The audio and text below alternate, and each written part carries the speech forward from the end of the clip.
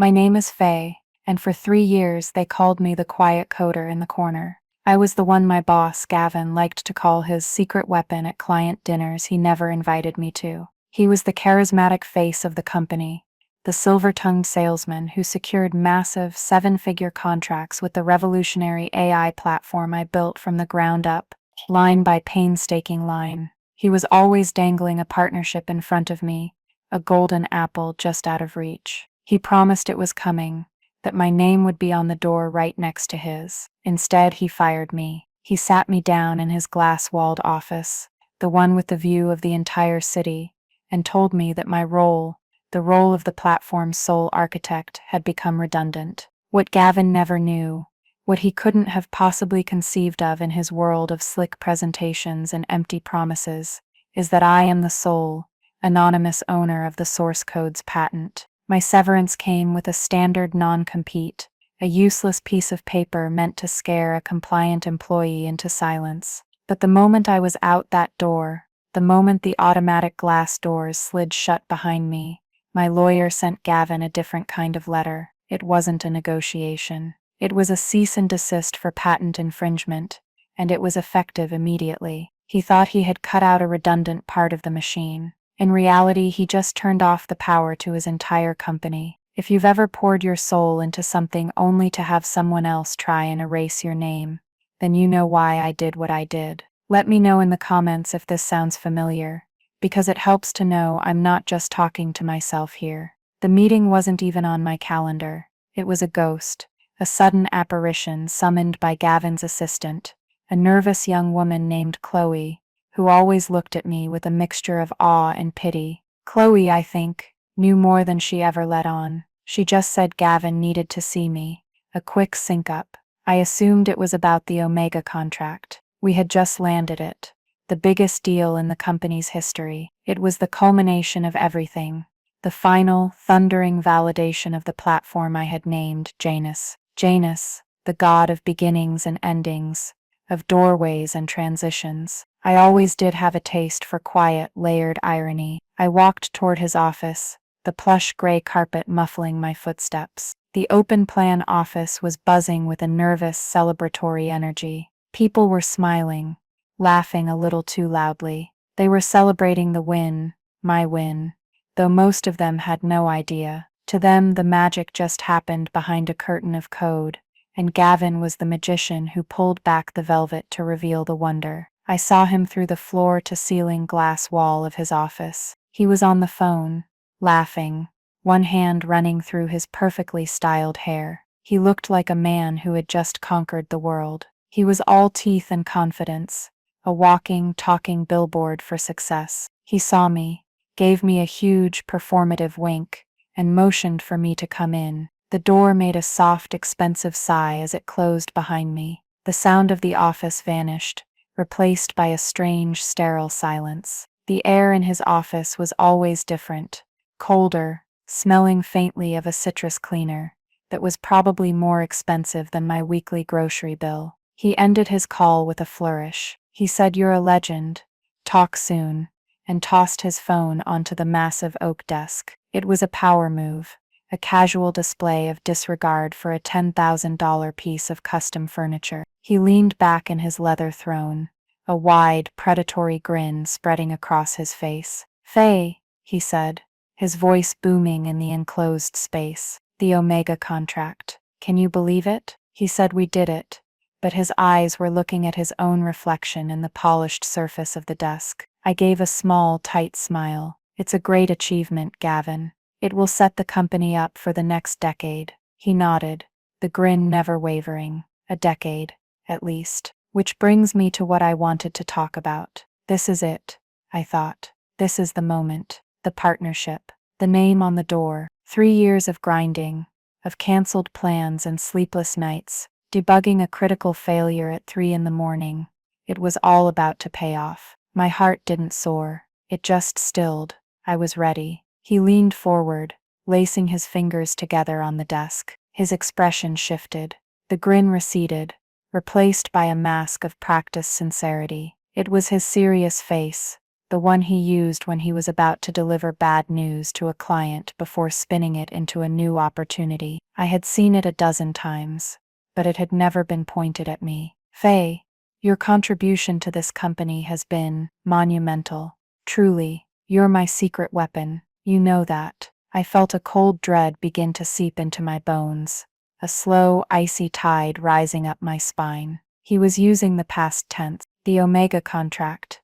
It changes everything, he continued, his voice dropping to a conspiratorial whisper. We're in the big leagues now. We're restructuring, streamlining for the future. We need to be lean, agile. You understand the jargon. I didn't say anything. I just watched him, my expression unreadable. I felt like I was outside my own body, an observer watching a particularly grim television drama. I could feel my pulse, a slow, heavy thud in my ears. He took my silence as an invitation to continue. The platform, Janus.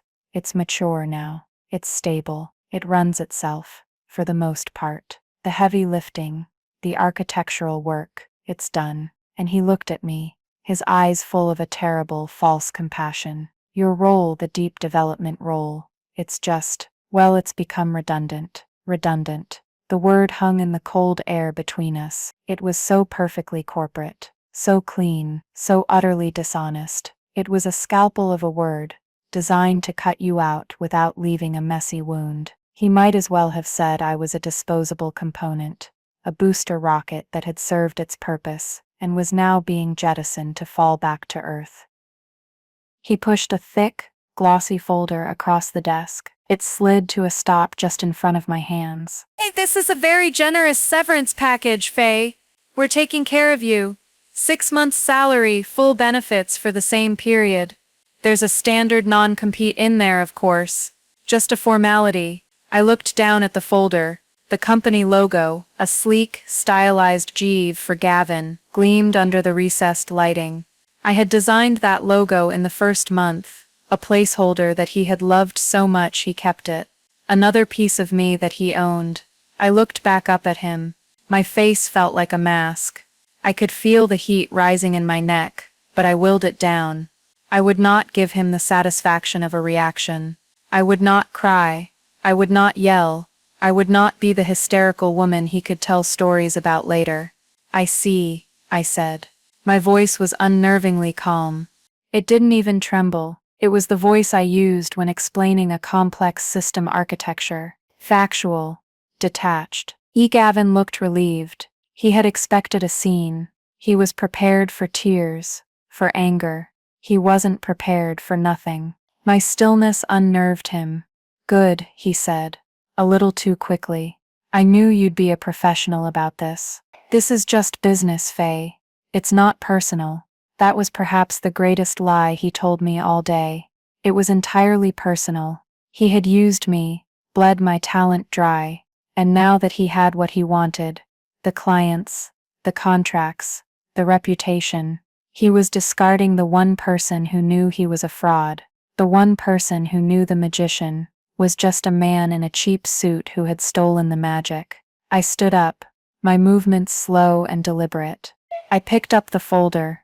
I didn't open it. I held it like it was a piece of contaminated evidence. Thank you for the opportunity, Gavin, I said. The words tasted like ash in my mouth. I'll have my lawyer review the paperwork. I turned and walked to the door. I didn't look back. I could feel his eyes on me, a mix of relief and a tiny flickering candle of uncertainty. He had won, but my quiet acceptance felt like a question he didn't know how to answer. I opened the door and stepped back out into the noise of the office. No one looked at me. No one knew. I was already a ghost. As I walked past my desk, my fingers brushed against the cool metal of my monitor stand. It was the only goodbye I allowed myself. I walked to the elevator, my back straight, my head held high. He thought he had erased me, but you can't erase the architect, not when she's the one who holds the original blueprints. The elevator doors closed, and the reflection that stared back at me was a stranger, a woman with cold, empty eyes and a storm gathering behind them. He called me redundant. He was about to learn the true definition of the word. The breakdown didn't happen in the elevator. It didn't happen in the pristine, marble-floored lobby or on the bustling city street. It waited, coiled and patient, until I was sealed inside the concrete tomb of the corporate parking garage. I got into my sensible, reliable sedan, the same car I'd driven to this office every single day for 3 years. I placed the glossy, offensive folder on the passenger seat. It sat there, smug and heavy. I shut the door, and the sudden muffling silence was absolute. And then it hit me, not as a wave of tears, but as a sudden violent hollowing out. My stomach twisted into a knot of pure, unadulterated grief. I didn't cry. I just stopped. I stared through the windshield at the painted white lines on the concrete wall, and the world seemed to tilt on its axis. Redundant. The word echoed in the quiet of the car. It wasn't just a job. It wasn't just a title. Janice wasn't just a platform. It was my art, my symphony, my cathedral. I had built it from nothing, from a single line of code that blossomed into a sprawling, intelligent entity. I knew every corner of its digital mind, every quirk, every elegant subroutine, and he had taken it, claimed it, and then told me that its creator was no longer necessary. The air in the car grew thick and hard to breathe. I leaned my forehead against the cool plastic of the steering wheel. A single hot tear finally escaped, tracing a path down my temple. It wasn't a tear of sadness.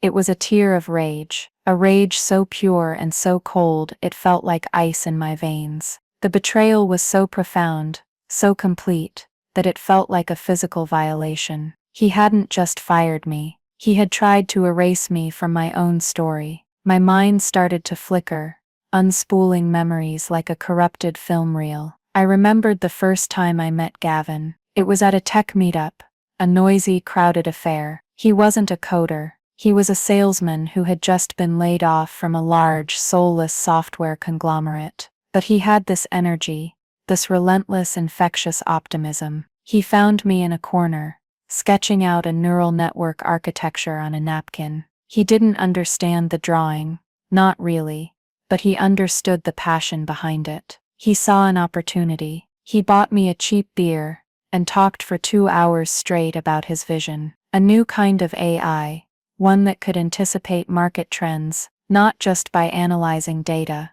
but by understanding context. It was my idea, the one I had just been sketching, but the way he said it, he made it sound like his. Even then, he was a master of appropriation. "Faye, with my salesmanship and your brain, we can build an empire," he had said, his eyes gleaming with ambition. "You and me, a real partnership, 50-50 on the equity. We'll be legends." I was younger then, more naive. I was so hungry to build, so desperate to bring my ideas to life, that I ignored the red flags. I wanted to believe him, so I did. I agreed. We shook hands on it. There was no paperwork, just a promise over a sticky table in a loud bar. It was the most expensive handshake of my life.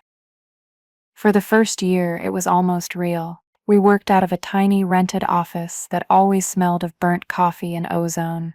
We spent long nights fueled by takeout pizza and the sheer, exhilarating thrill of creation. I coded, and he worked the phones, charming his way into meetings we had no right to be in. He would come back from a meeting, hyped up, and say, "They loved it. They want a demo in 2 weeks." And I would work for 14 days straight, sleeping on a couch in the office, to build a functional demo out of thin air. He was selling a future I was building in real time. He was the rainmaker, and I was the god he prayed to, hoping I could make it pour on command. The first major crack in my faith came about 18 months in. We were at a small but influential tech conference. Janice was starting to get some real traction, and Gavin was a panelist on a future of AI talk. I was in the audience, proud. He was talking about the core of the system, the predictive algorithm that gave it its edge. He started describing the adaptive pruning method, a breakthrough I had after weeks of agonizing work. It was a moment of pure, unadulterated inspiration, a solution so elegant it felt like it had been whispered to me from another dimension, and he described it as if he had come up with it himself. He didn't just take the credit, he inhabited it. He used my exact phrasing from a late-night whiteboard session, the metaphors I had used to explain it to him. He even mimicked the little hand gesture I made when I was mapping it out. The audience was captivated, and I sat there, in the dark, and felt my blood run cold. I felt invisible. After the panel, I confronted him. I was shaking, my voice tight. "Gavin, that was my work, my breakthrough. You presented it as your own." He had the gall to look surprised. He put a hand on my shoulder, his face a mask of patronizing warmth. "Faye, come on. It's not my work or your work. It's our work. We're a team. It's all about the narrative, the brand." Gavin, the charismatic visionary's an easier sell than Faye, the brilliant but introverted coder. "It's just optics. Don't be so sensitive." Sensitive. The word was a dismissal, a pat on the head to the emotional little woman who didn't understand the big picture. I let it go.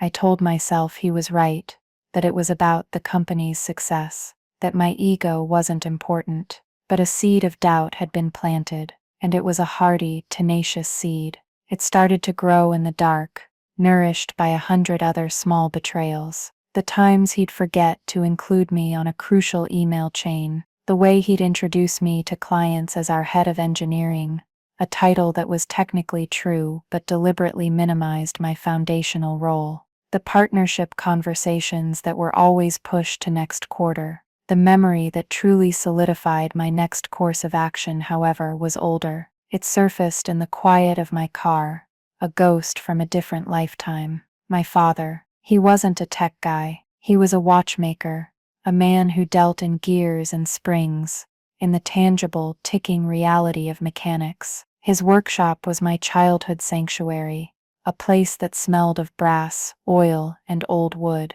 He would sit for hours at his workbench, a loop screwed into his eye, his hands impossibly steady as he manipulated microscopic components. He taught me about elegance and design, about how complexity should always serve simplicity. But the most important lesson he ever taught me was about ownership. I was about 12, and I had helped him design a new kind underscore of clasp for a watch band. It was a small thing, but I was immensely proud of it. He fabricated a prototype, and it worked perfectly. I asked him if he was going to patent it. He smiled. He pulled out a small leather-bound book. Inside every page was a detailed drawing of a mechanism, dated and signed. My little clasp was on the last page, with the date, and under it he had written, "Design by Faye and Joseph Merrick." He pointed to his signature. "A signature isn't about ego, Faye," he told me, his voice quiet and serious. "It's about responsibility. It's a promise that you stand behind your work, and it's a statement that this work came from you, from your mind, your hands. Never let anyone take that away from you. Never let them erase your name." He passed away a few years later, but that lesson was carved into my soul. After that conference, after Gavin had so casually stolen my words and my work, my father's voice echoed in my head. "Never let them erase your name." That's when I knew I couldn't trust Gavin's promises. The 50-50 handshake deal was smoke. If I wanted to protect my creation, my name, I had to do it myself. I had to build a firewall. That's when I started looking into patent law. It wasn't about revenge, not then. It was about preservation. It was about honoring the memory of a watchmaker who believed that a creator had a right to sign their own work. I was just taking his advice. My thoughts snapped back to the present, to the cold reality of the parking garage. The hollow feeling in my gut was gone. In its place, something else was crystallizing. A purpose, a plan. It had been a contingency, a lifeboat I had built and tucked away, hoping I'd never have to use it. But Gavin hadn't just stranded me at sea. He had tried to drown me. He had no idea I was the one who controlled the tides. Just then, my phone buzzed. It was a text from Maya. Maya was a junior developer, a brilliant young coder I had hired a year ago. She was hungry and smart, and she reminded me of a younger version of myself. I had taken her under my wing, mentored her, and protected her from the casual condescension of the other male-dominated teams. I had taught her to code, but more than that, I had taught her to see the whole system, the architecture. I trusted her. Her text read, "Faye, the Janus dashboard is throwing a cascade of sync errors. No one knows why. Gavin is demanding a fix before the market opens in Asia. They can't even find the root diagnostic script you wrote. What do I do?" And that was it. That was the catalyst. The spark hitting the tinder. The sheer, breathtaking incompetence of it all. They had fired the architect, and were now surprised that the building was groaning. They didn't just disrespect me. They didn't understand me. They didn't understand what I had built. They saw a magic box that spat out money, and they thought they could own it without understanding the spells that gave it life. My fingers flew across the screen, my reply swift and precise. Run your standard checks. Document everything. Escalate to your line manager. Do exactly what your job description says you should do. Nothing more. I added. And Maya, be meticulous. A moment later, she replied with a single word. Always. A cold, calm resolve settled over me. The grief was gone, burned away by a clean, white-hot certainty. This wasn't about revenge. I kept telling myself that. It was about restoring balance to the universe. It was about correcting a fundamental error in the system. And I was the only one with the source code. The secret plan wasn't born in the fire of that afternoon's betrayal. It was forged slowly, methodically, over the course of a year, in the quiet moments of doubt and disillusionment. It wasn't a weapon I had built in anger, but a parachute I had meticulously woven, thread by thread, hoping I would never have to jump. The day after Gavin's disastrous panel presentation, the day he called me sensitive, was the day I stopped being an employee and started being a strategist. My father's words echoed in my mind. Never let them erase your name. I realized that a promise made over cheap beer was not a contract. My handshake deal for 50% equity was worthless, a ghost haunting a conversation Gavin had probably long forgotten. He owned the company, a simple LLC he had set up. I owned nothing. I was just a highly paid and highly disposable asset. That night, I didn't work on Janus. I went home and opened a different kind of development environment, the labyrinthine world of intellectual property law. I spent weeks reading, learning about patents, copyrights, and trade secrets. I learned that code itself is hard to patent, but a methodology, a unique process, a system that was different. And Janus wasn't just code. At its heart was a unique methodology I had developed, a novel way for a neural network to learn, adapt, and predict. It was a process that mimicked organic intuition, a digital gut feeling. I had called it the Axon framework in my private journals. It was the soul of the machine. It was mine. The next step was finding a lawyer. I didn't want a slick corporate attorney from a downtown firm. I needed someone discreet, old school, someone who understood the philosophy of creation, not just the business of it. I thought of my father again, and I remembered a name from my childhood. Abernathy.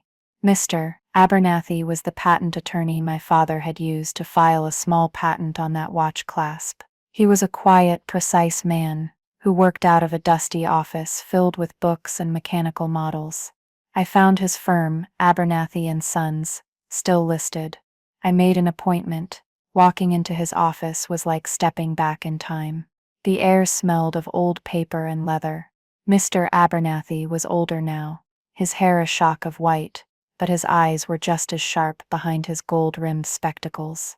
He remembered my father. He spoke of him with a deep, genuine respect. He called him a craftsman. I explained my situation. I didn't talk about Gavin's broken promises or the stolen credit.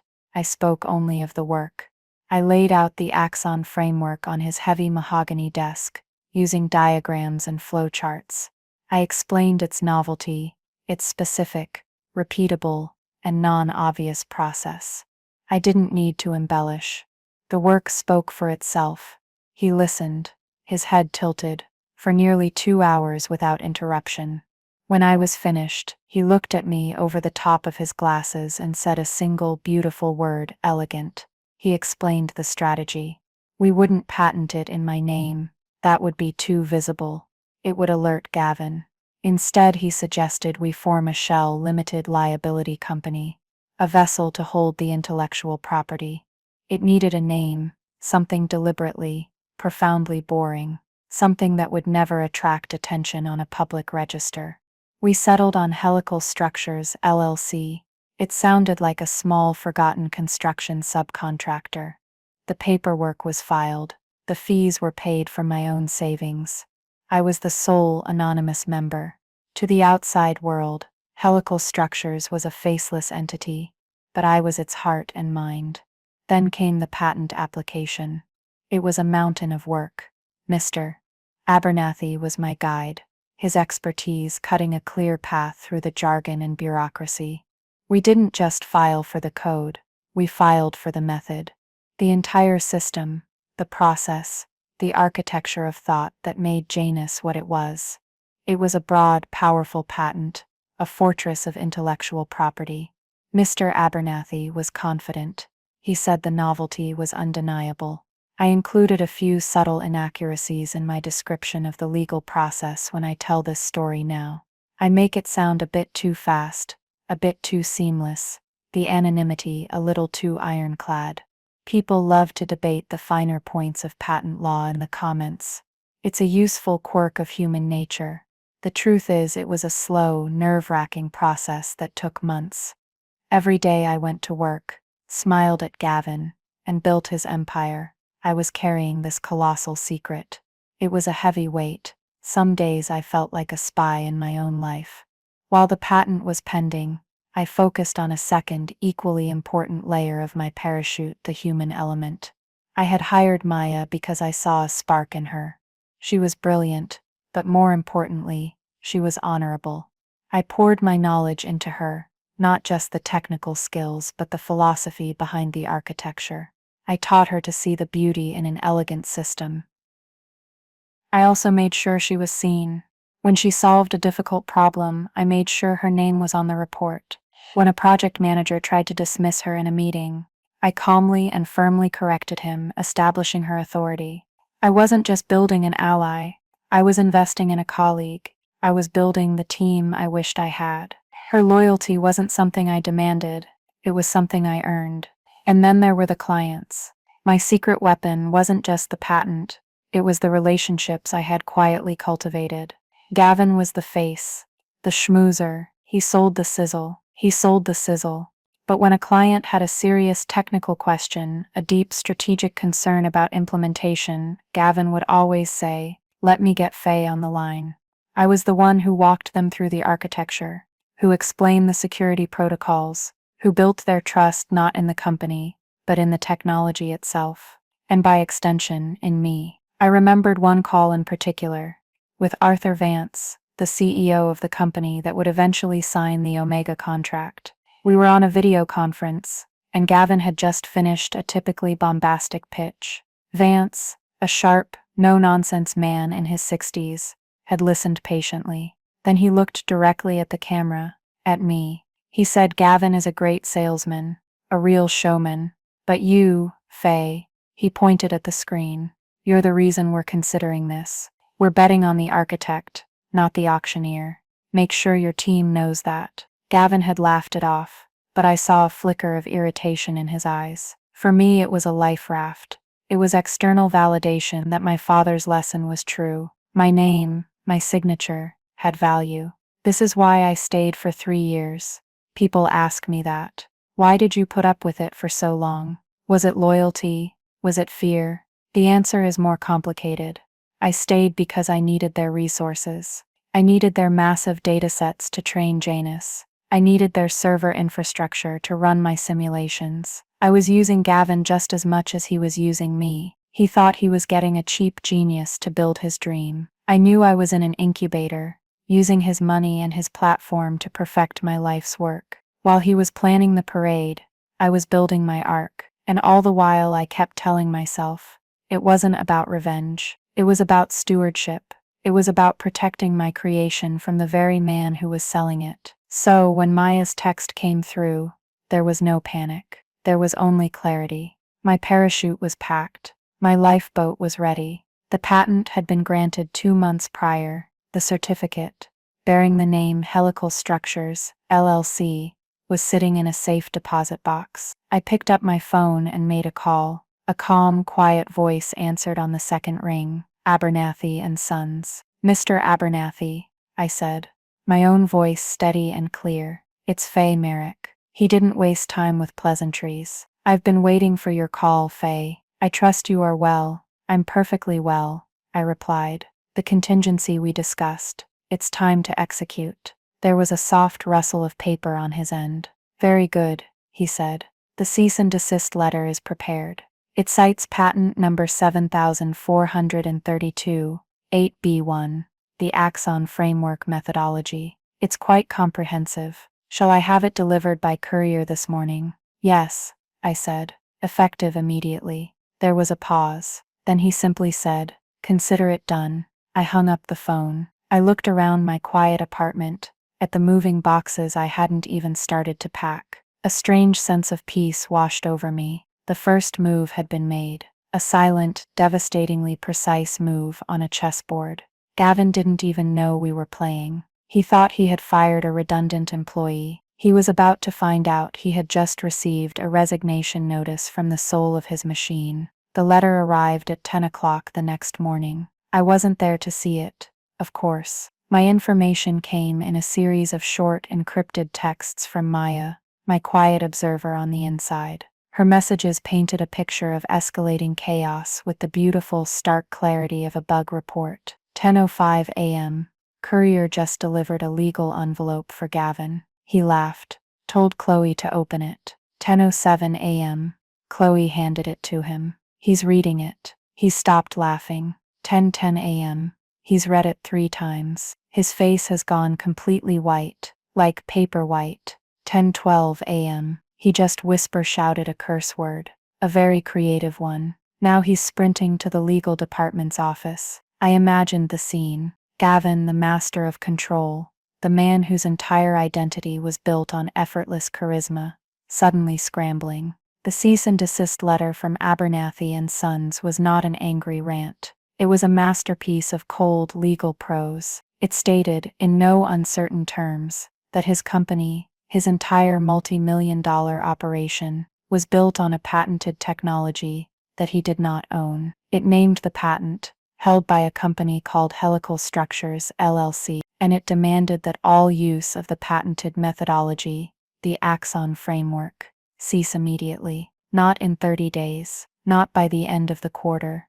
immediately. Since the Axon Framework was not just a feature, but the fundamental operating principle of the Janus platform, the letter was not a warning shot. It was a kill switch. While his world was imploding, mine was expanding. I didn't sit by the phone, chewing my nails. I went for a run. The city air was crisp and cool. I felt the burn in my lungs, the steady rhythm of my feet on the pavement. For the first time in 3 years, I felt a sense of profound, liberating lightness. The weight of the secret, the burden of the impending confrontation, it was gone. I had passed it to Gavin. It was his problem now. After my run, I started setting up my new home office. I cleared out the spare room, which had been a dumping ground for forgotten hobbies and unopened boxes. I assembled a simple, clean white desk. I unboxed a new, powerful computer, paid for with my own money, a machine that owed nothing to anyone.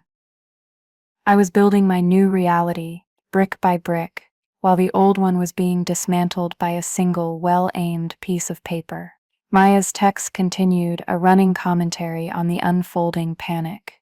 11:30 a.m. Emergency all-hands meeting for the tech team. No executives present, just our department head Mark, who looks like he's seen a ghost. He said there's a potential IP conflict, and we need to explore alternatives to the core framework. 11:35 a.m.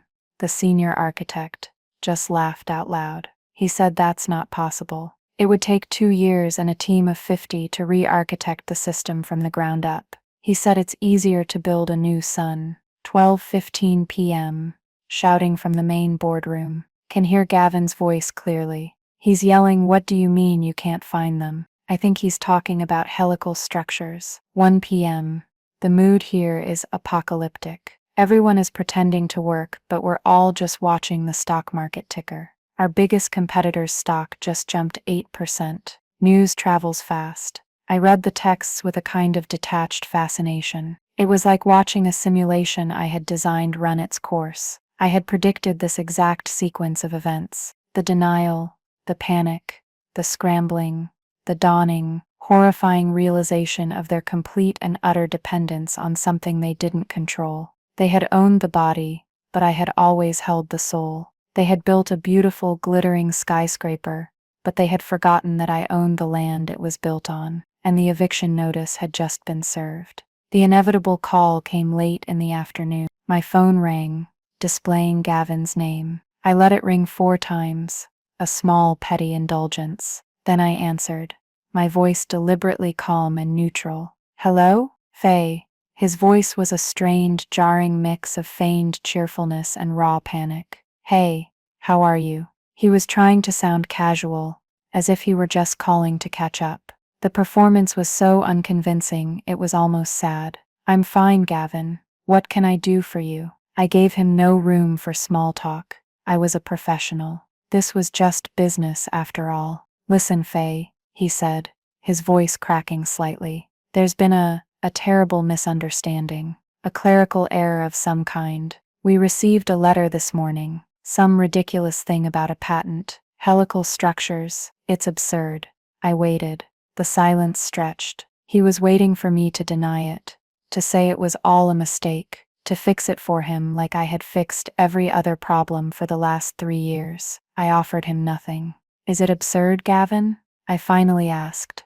My voice was quiet, but it carried the weight of 1,000 unsaid things. His fake cheerfulness evaporated, replaced by a wave of frustration. "Come on, Faye. What is this? Is this some kind of shakedown? Who are these people? You have to help me sort this out. They're claiming our entire platform is built on their tech." "Our platform," I repeated the word slowly, letting it hang in the air. "That's interesting." I was under the impression that my role in developing that platform had become redundant. The line went dead quiet. I could almost hear the gears grinding in his head as the 2 pieces of information, finally, catastrophically, connected. The firing, the letter, the timing. He whispered my name. "Faye." "Oh no, Faye, you didn't." "I already did, Gavin," I said, my voice still perfectly level. "Helical Structures is my company. The Axon framework is my intellectual property, protected by a legally granted patent. The letter my lawyer sent you is not a negotiation, it's a notification. As of 10 o'clock this morning, your company is in violation of federal patent law." I could hear his breathing, sharp and ragged. He sounded like a drowning man. This is insane. You can't do this. This is extortion. It's economic sabotage. I'll sue you into the ground." The threats were hollow, the desperate flailing of a man who had lost all control. "I am not extorting you, Gavin. I am enforcing my legal property rights. As for your threats of a lawsuit, I'd be happy to put you in touch with my attorney. Mr. Abernathy is very thorough. I'm sure he'd be delighted to walk your legal team through the discovery process. We have been documenting everything for a very long time." The fight went out of him, replaced by a sound I had never heard from Gavin before. Pleading. "Faye, please," he stammered. "We can fix this. I made a mistake. A terrible mistake. Firing you was wrong. I was stressed. The Omega deal. It wasn't thinking straight. Tell me what you want." "The partnership. It's yours. A CTO title? Done. Double your salary. Triple it. Just name your price. We have to make this go away." His desperation was a bitter, satisfying nectar. He was offering me everything he had dangled and denied me for years. The keys to the kingdom. But he didn't understand. I didn't want his kingdom anymore. I was here to build my own. "Gavin," I said, my voice as cold and clear as ice. "You said my role was redundant. You said the heavy lifting was done. I'm simply acting on that information. The company no longer requires my services, and as it turns out, I no longer require its infrastructure to house my intellectual property. We are, for the first time, in complete agreement. Before he could respond, before he could muster another threat or another plea, I ended the call. I placed my phone on the clean white surface of my new desk. The silent takeover was complete. The king was dethroned, and I hadn't even had to raise my voice. The power shift was not a single dramatic event. It was a series of quiet, inexorable consequences, a domino rally I had set in motion, and was now watching from a safe distance. Gavin's desperate counteroffer was just the first domino to fall. His pleas, his threats, his promises, they were the panicked noises of a man discovering the throne he was sitting on was made of cardboard. My calm rejection of his offer was, as Maya later told me, the moment the senior leadership at the company truly understood the depth of the crisis. It wasn't about money, it wasn't a negotiation, it was a fundamental change in the state of the universe. I was no longer a variable they could solve for. I was a constant. The real leverage, the true power, was never just in the patent. The patent was the key, but the clients were the kingdom. Janice was now, for all intents and purposes, offline. Gavin couldn't legally run the platform, and even if he tried, he couldn't service it. Maya's texts painted a grim picture of the internal fallout. The tech team was in a state of paralysis. Clients were calling, their own systems flashing red alerts as the data streams from Janus went dark. Gavin's first instinct was to lie. He had his account managers tell clients there was a catastrophic server failure that was being worked on around the clock. It was a plausible story, for about 6 hours, but these were not unsophisticated customers. They were massive corporations with their own brilliant technical teams. They knew the difference between a server outage and a system that had been deliberately and cleanly decapitated.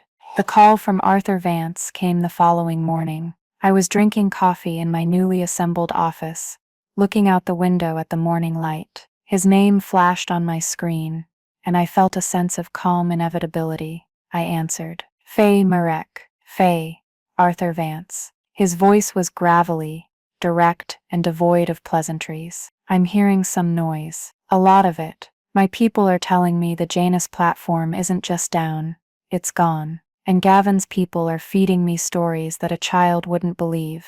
What's going on?" I took a sip of my coffee. I chose my words carefully. It wasn't about gloating, it was about clarity. "Gavin and I have parted ways, Arthur, and there has been a legal dispute regarding the ownership of the platform's core intellectual property. That is all I can say for legal reasons." There was a long pause on the other end of the line. I could hear him processing the information, connecting the dots. "The architect has left the building," he said, more to himself than to me. Then his voice sharpened. "Let me ask you a direct question, Faye. Do you own the architecture?" "Yes," I said. "I do." Another pause. Longer this time. Then a single critical question. "Can you rebuild it?" I allowed myself a small smile. He had asked the wrong question. "I don't have to rebuild it, Arthur. I already have the blueprints. I own them." A soft chuckle came down the line. It was a sound of pure, unadulterated understanding. "I see," he said. "Well, that certainly clarifies things. Gavin just sent me an email promising a full restoration of service by tomorrow. It seems he's making promises he can't keep. That's a material breach of our agreement. Thank you for your candor, Faye. I imagine we'll be speaking again very soon." He hung up. 2 hours later, a press release hit the wire. Vance's company, the Omega contract holder, was immediately suspending its multi-$100 million contract, citing breach of contract and material misrepresentation of intellectual property ownership. The floodgates opened. Once the biggest client pulled out, the others followed in a cascade of withdrawals and legal threats. The company's entire revenue stream, the very thing Gavin had sacrificed me for, vanished in less than 24 hours. His empire, built on my work, had crumbled to dust because he had foolishly discarded the foundation stone. I thought about him, sitting in his glass office, watching his life's ambition disintegrate on a computer screen. I almost felt a flicker of pity for him. Almost. But then I remembered the cold, dismissive look in his eyes when he said the word redundant. And I reminded myself, it wasn't about revenge, it was about consequences. The final confrontation, when it came, was not the explosive showdown I might have once imagined. It was pathetic. 2 days after Arthur Vance pulled the Omega contract, my apartment buzzer rang. It was late, after 10 at night. I wasn't expecting anyone. I pressed the talk button. Yes, Faye, it's Gavin. Please, let me up. We need to talk. His voice through the tinny speaker was stripped of all its bravado. It was thin, reedy, and desperate. A part of me, a foolish, empathetic part, wanted to let him in, to hear him out. But I was done being foolish. I was done being the person who fixed things for him. There's nothing to talk about, Gavin, I said, my voice flat. Please, Faye, just 5 minutes. I'm begging you. The word begging was a ragged, ugly sound coming from him. It was the sound of a king who had forgotten how to kneel. I thought for a moment. I went to the door and put the chain on. Then I opened it a few inches. The man standing in the hallway was a stranger. His expensive suit was rumpled, his tie was loose, and his perfect hair was a mess. He had dark circles under his eyes, and he looked like he had aged 10 years in the last week. The charismatic visionary was gone. All that was left was a tired, frightened man. He started talking before I could say anything, the words tumbling out in a rush. The board is forcing me out. The company is finished. We're facing a dozen lawsuits. We're going to have to declare bankruptcy. People are going to lose their jobs, Faye. Good people. All because of this thing you did. He was trying to guilt me, to make his failure my moral burden. I looked at him through the narrow gap in the door. I felt a surprising lack of emotion, just a cold, final clarity. I didn't do this, Gavin, I said, my voice soft but unyielding. You did. You made a series of business decisions. You chose to build a company on a foundation you didn't own. You chose to lie to your clients, your investors, and your employees. You chose to fire the one person who could have saved you. These are the consequences of your choices. The people losing their jobs are not on my conscience. They are on yours. He stared at me, his mouth slightly agape. He had no answer. He had run out of bluffs, out of threats, out of lies. I've spent the last 3 years of my life building your dream, I continued. Now I'm going to spend the rest of my life building my own. I suggest you find a way to do the same. He avasarits, and this time when I told myself it wasn't about revenge, it felt completely true. It was about justice. It was about the system, in its own brutal way, correcting itself. He had created chaos through his greed. I was simply restoring order through a principle he could never understand. You cannot own what you did not create. I closed the door softly, leaving him standing alone in the hallway. I heard him stand there for a long moment, then the sound of his shuffling, defeated footsteps walking away. That was the last time I ever saw him. A few weeks later, I was in a new office. It wasn't a glittering tower with a view of the city. It was a modest space in a converted warehouse, with exposed brick walls, high ceilings, and a flood of natural light. The sign on the glass door was simple, elegant, and printed in a clean sans serif font. It said Axon Dynamics. Inside, Maya was directing a pair of movers, her voice confident and clear. She was no longer a junior developer. She was my head of implementation, my first employee, and my partner in this new venture. Arthur Vance was there too, sitting at our new conference table, a thick contract in front of him. He looked up at me and smiled, a genuine expression of respect. Glad to be doing business with the architect, he said, and signed his name with a flourish. It was a new contract, bigger and more ambitious than the Omega deal. It was a foundation, our foundation. Later that day, Maya casually mentioned she had heard through the grapevine that Gavin's old company had been sold for scrap. Its assets, mostly office furniture and server racks, were bought by a competitor for pennies on the dollar. Gavin himself had disappeared, forced out in disgrace. His name, once a symbol of success, was now a cautionary tale whispered in boardrooms. His fate was a footnote in my story, an irrelevant detail from a past I had already closed the door on. The vindication wasn't in his failure. It was in my success. It was in the light pouring through the windows of my own office, on my own terms, with my own name on the door. I have a small framed document that sits on my desk. It's not a university degree or a corporate award. It's the original patent certificate for the Axon framework, issued to a deliberately boring company called Helical Structures, LLC. It's a quiet, unassuming piece of paper, but to me, it's a declaration of independence. Next to it, I keep a photograph of my father, his eyes screwed into a loop, his hands steady over the intricate heart of a timepiece, a legacy of craftsmanship, a reminder that you must always, always sign your work. My name is Faye, and for 3 years I was a secret weapon. Now, I'm just the weapon. The secret is out. They tell you that you're quiet, so they assume you're not listening. They call you a rock stars, or a ninjas, or some other ridiculous term to make your expertise sound like a party trick. But they pay you like you're disposable. They take the thing you poured your soul into, the thing you stayed up all night to perfect, and they put their name on it and call it teamwork.